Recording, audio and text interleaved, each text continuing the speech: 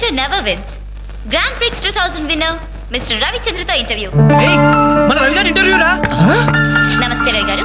నమస్తే. Bike riding విషయంలో అసలు మీకు ఇంట్రెస్ట్ ఎలా స్టార్ట్ అయింది? బేసిక్గా మా ఫాదర్ మెకానిక్, అందుకే బైక్లు ఎప్పుడు అందుబాటులో ఉండేవి. సో ప్రత్యేకించి కష్టపడకుండానే నాకు ఈ బైక్ రైడింగ్ బాగా ప్రాక్టీస్ అయింది. రాస్కెల్, వీడేంట్రా టీవీలో ఎలా ప్రత్యక్షం అయ్యాడు? మీ సక్సెస్ కి మీ స్వయం కృషి కారణమా లేక ఎవరి ప్రోత్సాహమైనా ఉందా? ఉంది. మీ నాన్నగారా? కాదు, అంజలి. అవునండి, నన్ను లైఫ్ వార్లో గ్రేట్ సోల్జర్గా మార్చింది ఆమె. ఇంతకీ అమ్మ ఎవరు సార్? నిన్నటి వరకు ఫ్రెండ్, నేడు లవర్, రేపు నా కాబోయే భార్య.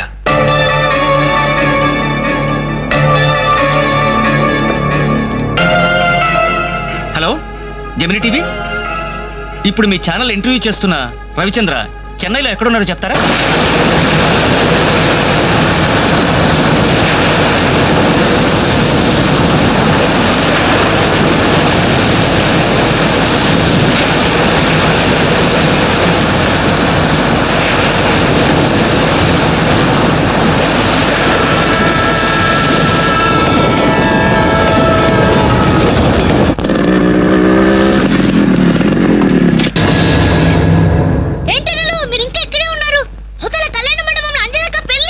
పెళ్ళా?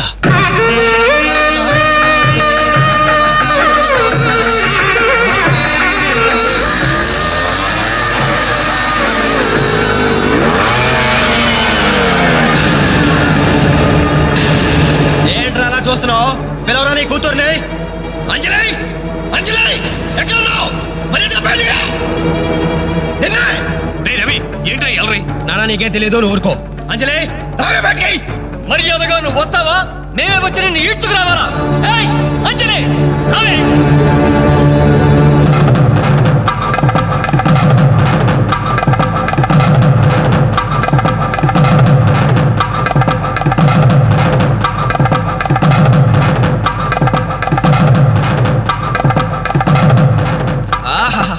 ఏమి అందం, ఎంత పవిత్రత! సాక్షాత్తు మహాలక్ష్మిలా ఉంది కదూ. చేతులెత్తి నమస్కారం పెట్టాలనిపిస్తుంది, కానీ దీని బతుకేందో, దీని పాతిరొచ్చేందో ఇప్పుడే మేము తెలుస్తాను. ఏమే నీ గుండెల మీద చేసుకుని చెప్పు. నాకు తెలియకుండా వాడికి, వాడికి తెలియకుండా వీడికి, వీడికి తెలియకుండా వాడికి నువ్వు ఐ లవ్ యూ అని చెప్పావా లేదా? చెప్పవే. చెప్పాను. ఎందుకు చెప్పావు?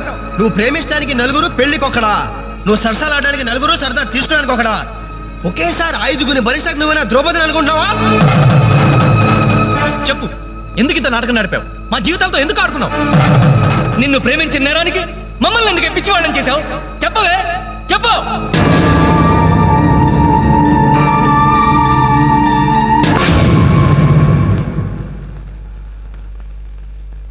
గుడ్ మార్నింగ్ సార్, నా పేరు రఘు. నా బయోడేటా వద్దు వద్దు, వేస్ట్, చెప్పొద్దు. ఇదిగో నీలాంటి నిరుద్యోగుల కన్నీటి కథలు విని విని నా బుర్ర హీటెక్కిపోయిందయ్యా. ఒక్క హైదరాబాద్ నగరంలోనే రోజుకి 5,000 మంది గ్రాడ్యుయేట్లు ఎంప్లాయ్మెంట్ ఆఫీసుల్లో పేర్లు రిజిస్టర్ చేయించుకుంటున్నారు. టోటల్గా 5 ఉద్యోగాలు లేవు సార్. అందుకే నేను ఒక ఐడియా చెప్తా విను. ఇదిగో నీలాంటి వాళ్ళ కోసమే గవర్నమెంట్ సెల్ఫ్ ఎంప్లాయ్మెంట్ స్కీమ్ పెట్టిందయ్యా. నువ్వు ఇట్లా అప్లికేషన్ పెట్టావంటే అట్లా లోన్ శాంక్షన్ అయిపోతుంది. ఎంబడే కనుక బిజినెస్ స్టార్ట్ చేసావంటే 5 ఏళ్ళు తిరిగేసరికి ఓ చిన్న సైజు స్టార్ట్ అవ్వు, బుల్లు సైజు బిల్ గేట్స్ అయిపోతావయ్యా. ఏమంటా? చాలా బాగుంది సార్. కదా, మంచి తాటు, మంచి స్కీము. Thank you sir. మీకు సొంత ఇల్లు ఉందా సార్? పోయిన సంవత్సరం కట్టించా జూబిలీస్ లో. ఏం లేదు, నేను లోన్ అప్లై చేస్తే మీరు షూరిటీ పెట్టడానికి. నీ లోను కోసం నా ఇల్లు తాకట్టు పెట్టాలనా? మరి నా దగ్గరే ఉంది సార్. పోనీ మీ జాబ్ రిజైన్ చేసి నాతో బిజినెస్ పార్ట్నర్ గా జాయిన్ అయిపోండి. మన ఇద్దరం 5 ఏళ్లలో కోటీశ్వరం అయిపోవచ్చు. ఎగతాళా? ఎగతాళి చేసింది నువ్వు. ఉద్యోగాల కోసం ఎంతో ఆస్తి వచ్చే వాళ్ళకి నువ్వు ఇచ్చే బోడి సలహా ఇదే. పైగా ఉద్యోగాలు లేవు అని చెప్పడానికి ఒక సెక్షన్, దానికి ఆఫీసర్, నీకు శాలరీ. మిస్టర్, ఎక్కువగా మాట్లాడుతున్నావు. ఎస్, ఎక్కువగా చదివాను, అందుకే ఎక్కువగా మాట్లాడుతున్నాను. కష్టపడి చదువుకున్న వాడు ఎవరైనా కడుపు పండితే ఇలాగే మాట్లాడతాడు. నువ్వు కష్టపడి చదువుకున్నావో, కాపీ కొట్టి పసాయో నాకు అనవసరం. మర్యాదగా బయటికి వెళ్ళకపోతే మెడపట్టి బయటికి గెంటాల్సి. నా మీదే చెయ్యెత్తావా? చెయ్యి ఎత్తడం కాదు, నా మీద చెయ్యి పడితే ఆ చెయ్యి తీసేస్తాను. ఇలా ఆఫీసుల్లో నిద్రపోయే వాళ్ళకి ఇవ్వండి ఉద్యోగాలు. ఈ రాష్ట్రాన్ని విషన్ 2020లోకి తీసుకెళ్తాను.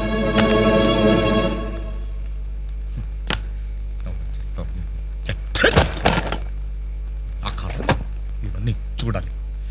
ఎందుకు ప్రత్యేకం?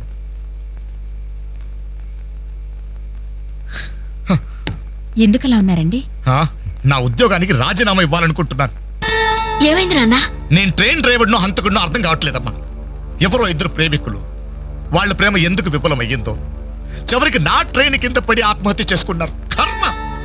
చిన్న పిల్లలు, లేత శరీరాలు, నుచ్చైపోయారు.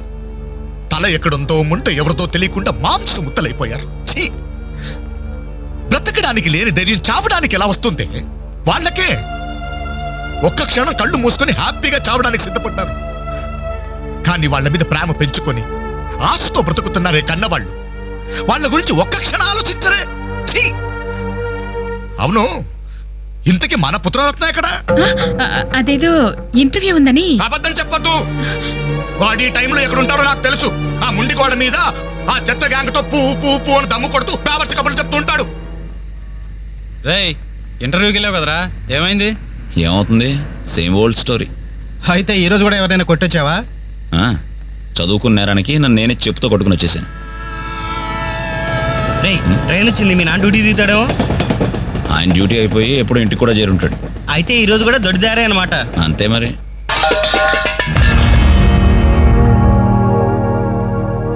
అడుగో, నీ కొడుకు వచ్చాడు. సొంత ఇంటికే దొడ్డ ధరణ దొంగలా వస్తాడు. బాగా తాగి ఆకలి మీద వచ్చి ఉంటాడు. కాస్త అన్నం పెట్టండి, పేగలు మాడిపోయి చేస్తాడేమో. Good morning. ఎరా, ఇప్పుడు టైం ఎంత అవుతుందిరా? Just 3 o'clock. అయినా ఇప్పటిదాకా మేల్కొంటే మీ ఆరోగ్యాలు ఏమైపోతాయి? వెళ్ళి పడుకోండి. ఈ రివర్స్ డ్రామాలే వద్దు, రా బొంచెద్దు గాని. అది కాదే. రా.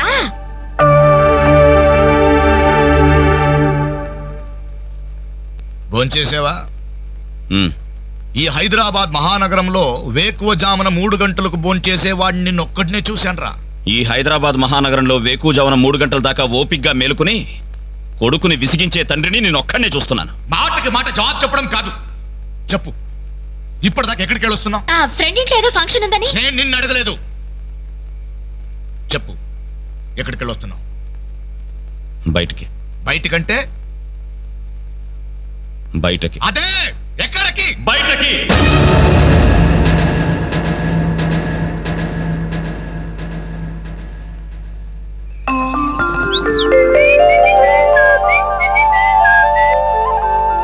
హలో హలో, ఉమ్? ఆగు. ఏంటి కోరమండల్ ఎక్స్ప్రెస్ లా? టిఫిన్ చేసి వెళ్ళురా. త్వరగా త్వరగా త్వరగా పెట్టు. ఇంట్లో ఎక్కువసేపు ఉంటే నాకు ఇరిటేషన్ ఎక్కువ అవుతుంది.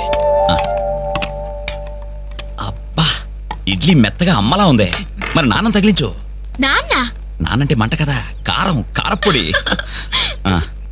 మరి నేను? నువ్వు నేతి చుక్కవే. నాన్న కారం తగ్గాలంటే ఓ పక్క చెల్లి ఓ పక్క తల్లి ఉండాలి. చెల్లెల మీద అంత ప్రేమ ఉన్నవాడివి, నిన్న దానికి తాంబూలాలు తీసుకుంటున్నప్పుడు నువ్వు ఇంటి పట్టునున్నావురా? శుభమా అని ముహూర్తం పెట్టుకునేటప్పుడు మధ్యలో నేనెందుకమ్మా?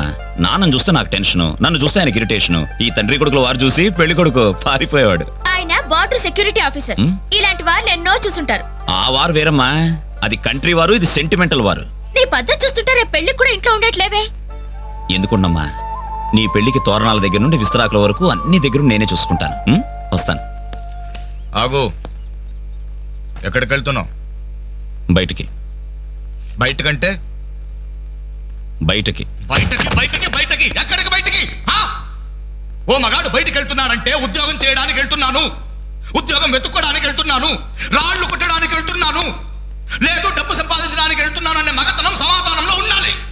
లేదు ఆ ముండి కోట దగ్గర వెళ్తున్నాను, ఆ కొండ ముచ్చలతో కోతి వేషాలు వేయడానికి వెళ్తున్నాను అనే చవట సమాధానమైనా ఉండాలి. అవునయ్యా, నేను చవట్నే, అసమర్థుణ్ణే. ఆ మొండికోడ దగ్గరికే వెళ్తున్నాను, ఆ కొండ ముచ్చులతో చేరి దమ్ము కొట్టడానికి వెళ్తున్నాను. సరేనా? ఇంకా ఎన్నాళ్ళు ఆ బేవర్స్గాలతో తిరుగుతావురా? ఉద్యోగం రాని వాళ్ళంతా నీ దృష్టిలో బేవర్స్ గాళ్లే, కానీ వాళ్ళే నా ఫ్రెండ్స్, నా ఆత్మీయులు. నా కష్టాలు వినేది వాళ్ళే, నా కన్నీళ్లు తుడిచేది వాళ్ళే. వాళ్ళతో మాట్లాడితేనే నాకు మనశ్శాంతిగా ఉంది. ఏడ్చావు? నీ వయసులో ఉద్యోగం చేస్తూ మా అక్కయ్య పెళ్లి చేశాను, 2 పిల్లలకి తండ్రినయ్యి గౌరవంగా ఇక్కడ దాకా సంసారం నెట్టుకొచ్చాను. మీ కాలంలో 100 ఉద్యోగాలకి ఒక్కడుండేవాడు. ఉద్యోగాలున్నాయి, రండి బాబు రండి అని పిలిచి మరీ ఉద్యోగాలు ఇచ్చారు. కానీ ఇప్పుడు ఒక్క ఉద్యోగానికి 1000 మంది పోటీ పడుతున్నారు. ఉద్యోగం ఇవ్వండి బాబు అని క్యూలో నిలబడితే కుక్కల్ని తరిమినట్టు తరిమి కొడుతున్నారు. కష్టపడే వాడికి ఉద్యోగం ఎక్కడైనా దొరుకుతుందిరా, కానీ కష్టపడాలన్న ఆలోచన ఇక్కడ నుంచి రావాలి. వారం రోజుల నీ చెల్లికి పెళ్లి పనులు చేయాలన్న జ్ఞానం ఉందా? నేను ఎందుకు చేయాలి? నేను ఎవరినైనా చేయాలి. కాబోయే బావగారెట్లో నన్ను పరిచయం చేసావా? ఏమని పరిచయం చేయమంటారు సార్ మిమ్మల్ని? నా కొడుకు గవర్నరు, నా కొడుకు కలెక్టర్ పరిచయం చేయమంటారా? గవర్నరు కలెక్టర్ అయితేనే పరిచయం చేస్తావా? నీ కొడుకు నాకు ఆ మాత్రం విలువ. ఏయ్! ఏ రోజు నువ్వు ఉద్యోగానికి వెళ్తావో ఆ రోజే నువ్వు నా కొడుకువి. నువ్వు నన్ను కనడం కంటే ఓ ఉద్యోగానికి కనుండాల్సింది. నువ్వు పరిచయం చేసినా చేయకపోయినా నా చెల్లి పెళ్లి పనులు నేను చూసుకుంటాను. నీ కొడుగ్గా కాదు, నా చెల్లెలకు అన్నయ్యగా.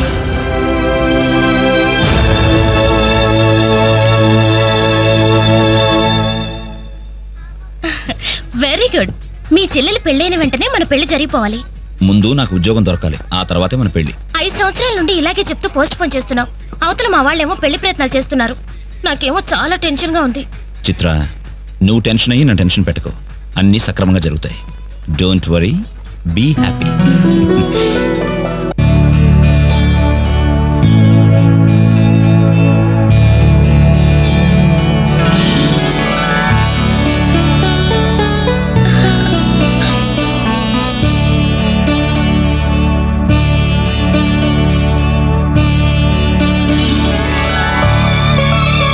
ఏంటనే అలా చూస్తున్నా? అచ్చు అమ్మలా ఉన్నావమ్మా.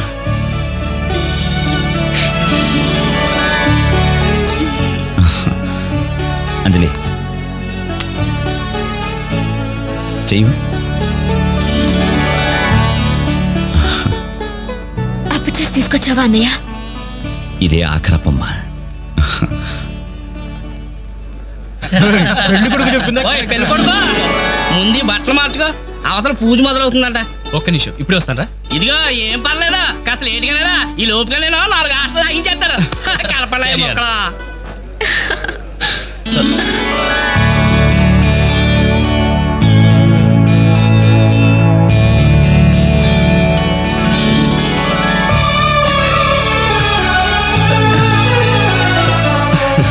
ప్లీజ్. ఏ అంజలి, పెళ్లి కొడుకు మిలిటరీ ఆఫీసర్ అంటే మోటుగా ఉంటాడేమో అనుకున్నాం. స్మూత్ గా స్మార్ట్ గా ఉన్నాడే.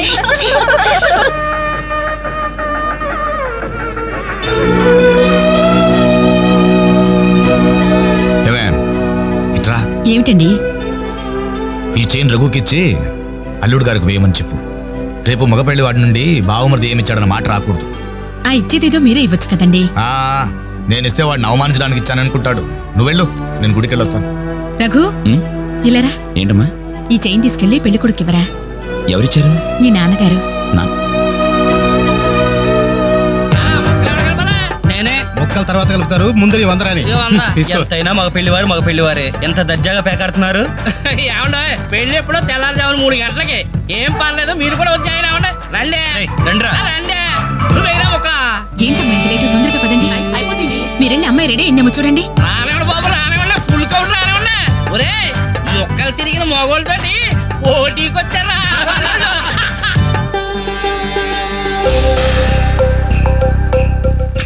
ఇప్పుడు కూడా షోలా అదే షో. శబాత్రా మావ, తీయండి బాబు, తీయండి. పాకెట్లో సొమ్మంతా తీయండి.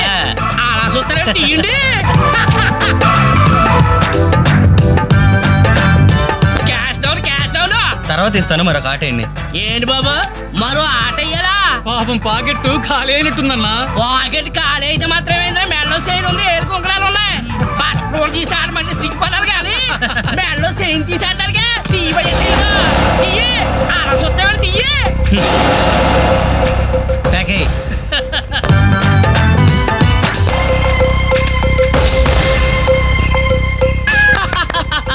ఈ ఆట కూడా మాదే. టోటల్ గా వాష్ అవుట్ చేసే వరకు మేము వదలం.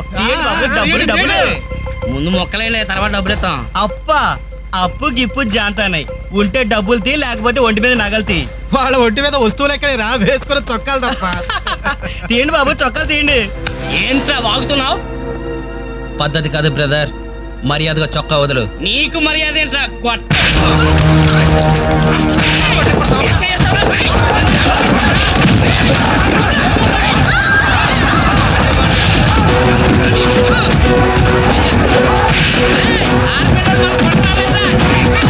ఏమైంది? పెళ్లి కూతురు అన్న ఫ్రెండ్స్ మన వాళ్ళందరూ కొడుతున్నారా?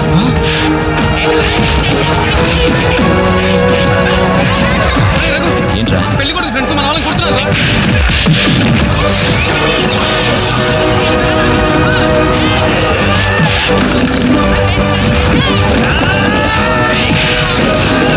గోపి గోపి, ఇందులో మన తప్పేం లేదుగా? మన తప్పే లేదురా, ముందు వాళ్ళే చేసుకున్నారు. ప్రామిస్ రా.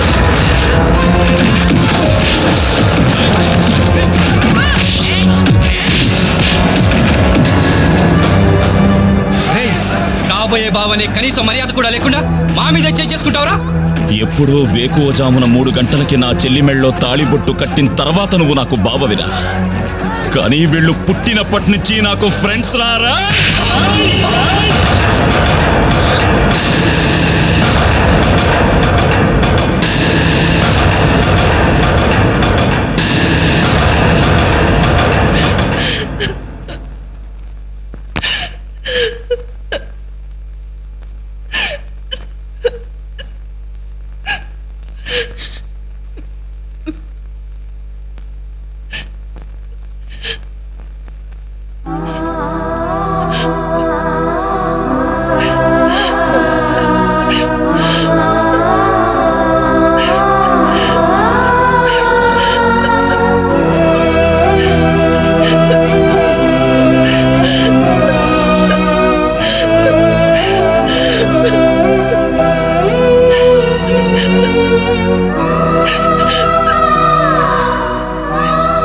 ఎప్పుడు వాడి ఇంట్లో లేడని ఏడ్చేవాళ్ళం.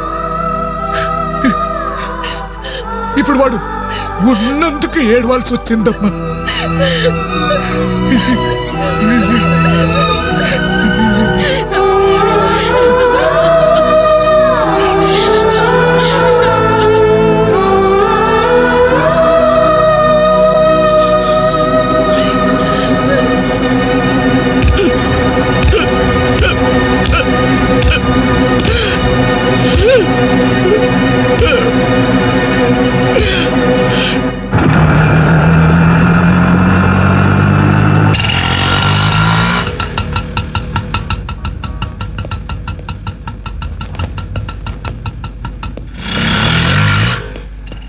చిత్ర, నేను రఘుని కలవాలి. రా. రే రఘు, నీకోసం చిత్ర వచ్చిందిరా.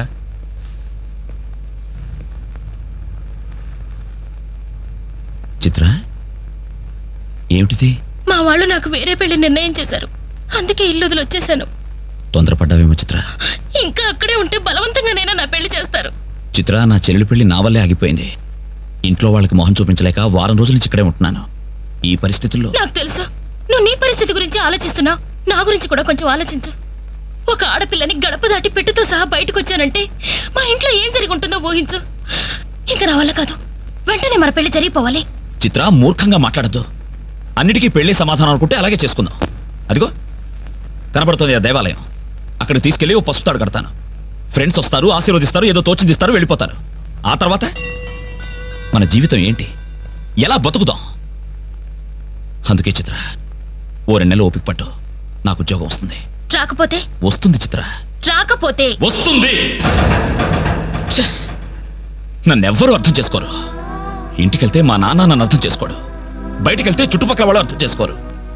చివరకు నన్ను నమ్మి నాతో జీవితం పంచుకోవాలనుకున్నా నువ్వు నన్ను అర్థం చేసుకోకపోతే నాకు వేరే మార్గం లేదు.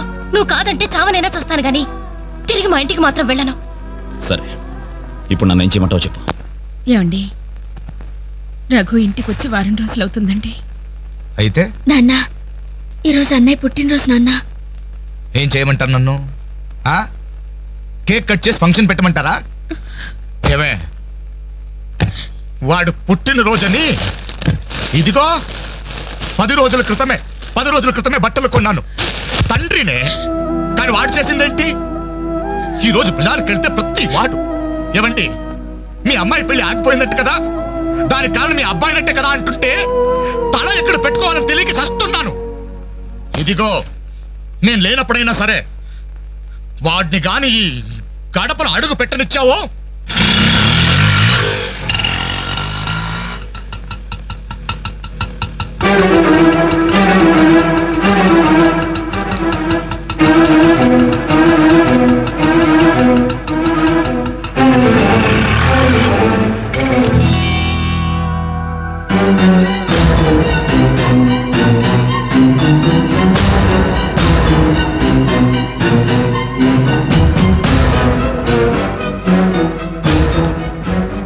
ఎవరు ఈ అమ్మాయి? నమస్తే అండి, నా పేరు చిత్ర. నేను మీ అబ్బాయి 5 ఏళ్ల నుంచి ప్రేమించుకున్నాం, పెళ్లి చేసుకోవాలనుకుంటున్నాం. మా ఇంట్లో వాళ్ళు బలవంతంగా నా పెళ్లి చేయబోతుంటే ఇంట్లోంచి వచ్చేసాను. మీరు ఆశీర్వదిస్తే. ఆగమ్మా, ఆగు. కాస్త ఊపిరి పీల్చుకుని మాట్లాడమ్మా, లేకపోతే నా ఊపిరి ఆగిపోతుంది. ఆగు. ఇదెవరో తెలుసా? నా కూతురు, వీడి చెల్లి. 10 రోజుల క్రితమే పెళ్లి ఆగిపోయింది.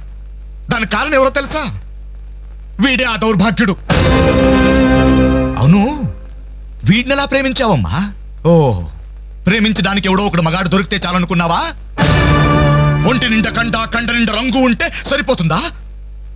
5 ఏళ్ల నుంచి ప్రేమిస్తున్నానన్నావే, ఈ 5 ఏళ్లలో ఏం చేస్తున్నావు? ఎలా బ్రతికిస్తావని ఒక్కసారైనా అడిగావా? ఇదిగో, వీడు వేసుకున్న ప్యాంటు నేను కొన్నది, వీడు వేసుకున్న షర్టు బనిను నేను కొన్నవి, ఆఖరికి ఈ చెప్పులు కూడా నావే, నా కష్టార్జితంతో కొన్నవి. ఇలాంటి బిచ్చగాడికి నువ్వు మెళ్ళో డోల్లా తయారయ్యావనుకో, నీకు తిండి నేనే పెట్టాలి, కట్టుకున్న చీర నేనే కొనాలి, తొడుకున్న జాకెట్ నేనే తెచ్చివ్వాలి. నువ్వు పూసుకునే పౌడరు, పెట్టుకునే బొట్టు, కాటుక, తల్లో పువ్వు, ఆఖరికి నువ్వు పడుకోవడానికి మంచం, దాని మీద దిండు, దుప్పట్టి అన్ని నేను సప్లై చేస్తే కాపురం మాత్రమే వీడి చేస్తాను. ప్లీజ్, 5 సంవత్సరాలుగా మాకు అర్థం కానివి 5 నిమిషాల్లో తేల్చి చెప్పారు. ఎంతో ప్రేమగా అవమానించారు. థాంక్స్. చిత్ర, ప్లీజ్ రఘు, నాతో రావద్దు. మీ నాన్న నా కళ్ళు తెరిపించాడు. అది కాదు చిత్ర. సారీ సార్, మీరు మీ ఉద్యోగాన్ని వెతుక్కోండి, నేను నా జీవితాన్ని వెతుక్కుంటాను. చిత్ర,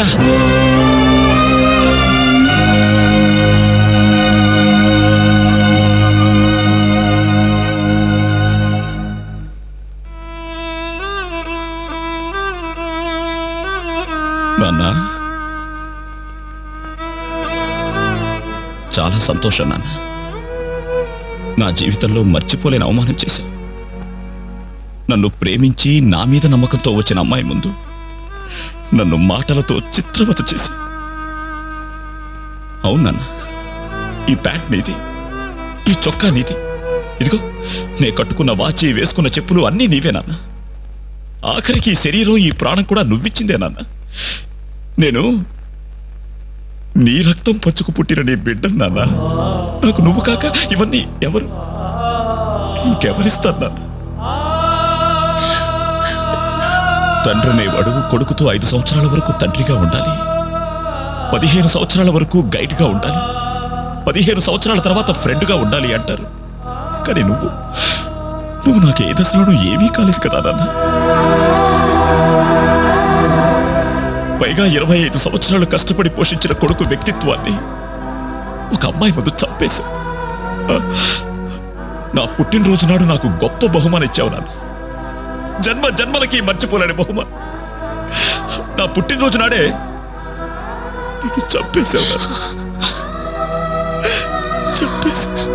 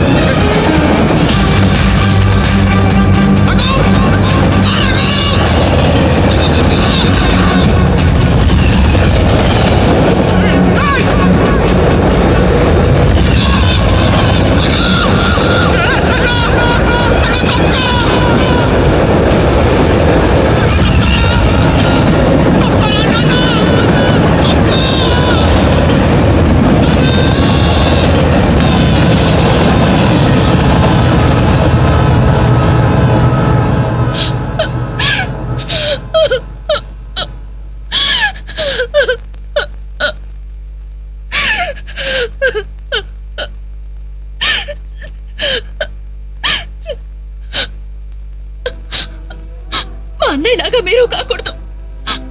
మీకు మంచి భవిష్యత్తు ఉంది, మీలో మీకే తెలియని టాలెంట్ ఉంది, మిమ్మల్ని మీరు నిలబెట్టుకునే శక్తి ఉంది, ఏదైనా సాధించగల సమర్థత ఉంది.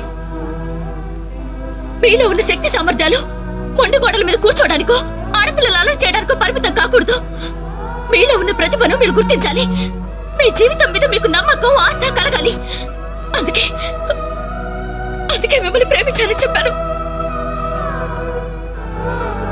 కాదంటే ఏ అఘాయిత్యం చేసుకుంటారోనని భయంతోనే అబద్ధం చెప్పాను. నా వల్ల, నా ప్రేమ వల్ల మీరు ప్రయోజకులుగా మారాలని ఆశపడ్డాను. ఇదేనా నేను చేసిన నేరం? ఇదేనా నేను మీకు చేసిన ద్రోహం? చెప్పండి, చెప్పండి. సమాధానం చెప్పండి రా. చెప్పండి.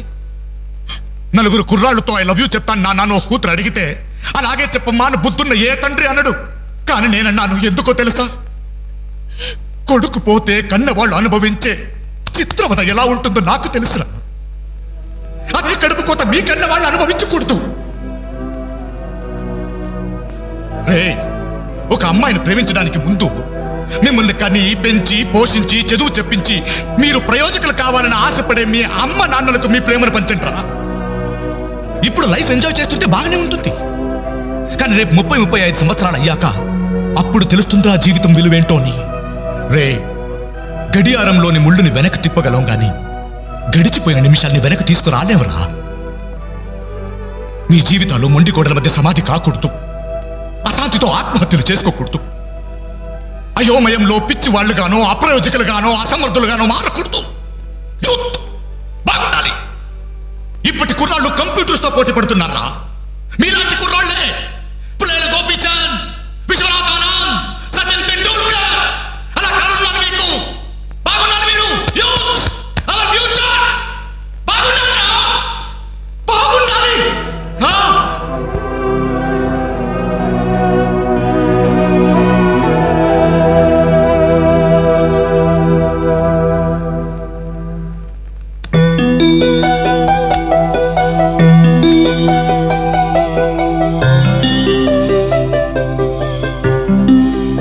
ఏమండి, అటు చూడండి. అలా చూడు. ఏమండి, అటు చూడండి.